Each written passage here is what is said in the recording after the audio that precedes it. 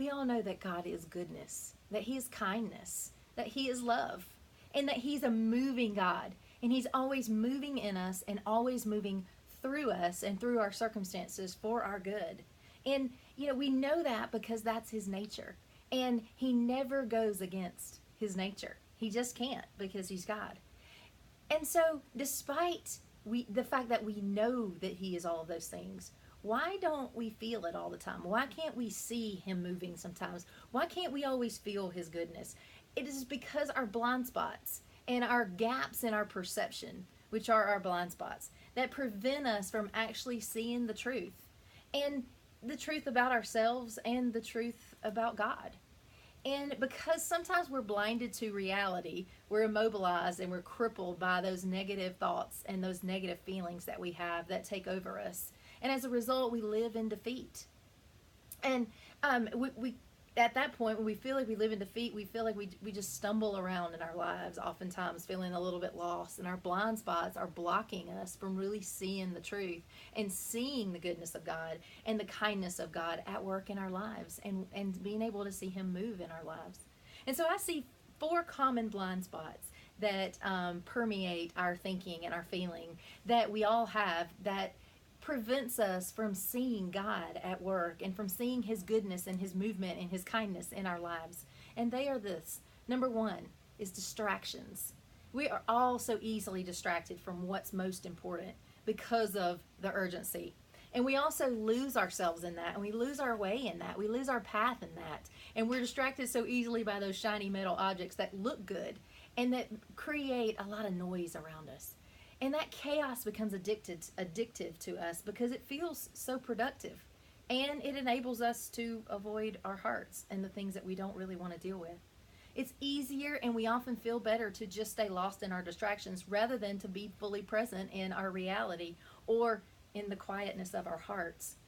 Yet in those distractions, in the noise, in the chaos, we miss the beauty, we miss the goodness, and we miss that still, quiet, small voice of God in it all. And it prevents us from being able to see Him moving. Number 2 is our own striving. The problem with striving is that it looks productive, and often it even looks spiritual from the outside, from the external. We decide that we want something, and we get so focused on that, and we feel like we deserve it, and this is what we've got to have, that we go after it with everything in us. And it's great to be motivated, and it's great to be focused, and I'm all about that, and hardworking. But striving is different. Striving exhausts us, and it prevents us from actually seeing God at work because we run off from Him and try to do it ourselves in our own way, at our own pace, and we force things. We strive because we don't know who we are. We live like orphans instead of like sons and daughters of a king. And to come out of that striving, we've got to realize, first of all, that we're in that striving mindset. And then we've got to choose to come out and then learn to abide in the goodness of God. Number 3, comparison. We all know that comparison is the thief of joy.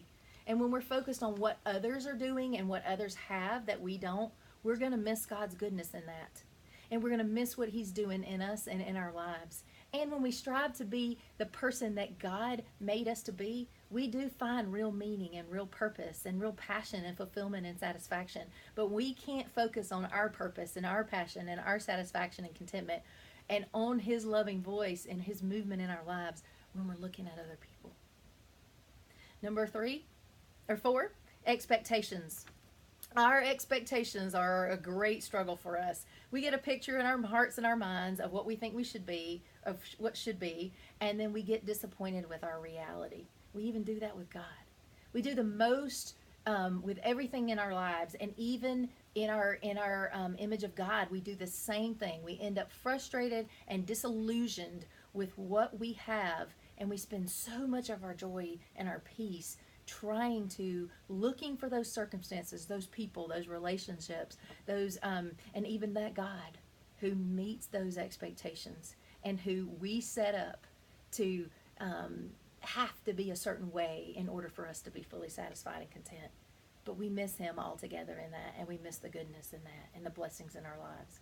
Instead, we got to be able to see God's goodness and find peace and joy in our lives. We've got to align our hearts. We've got to align our thoughts with God's truth, with His heart and His mind, instead of those preconceived notions that just get us frustrated and discontented. These four blind spots steal our ability to see and experience God's goodness, His kindness, and His love, and our peace and our joy every day. They steal that from us and steal life from us. But it doesn't have to be this way. We can overcome our blind spots first by recognizing them and then deciding that we're going to change our perspective and we're going to change our thinking. His love and His truth are awaiting our embrace. And if we will decide to sit at His feet and embrace those things and then align our hearts with His heart, and align our thoughts with His thoughts, then we can begin to see His limitless power and His limitless love of that personal God that we all have, and begin to see His movement, His goodness, and His kindness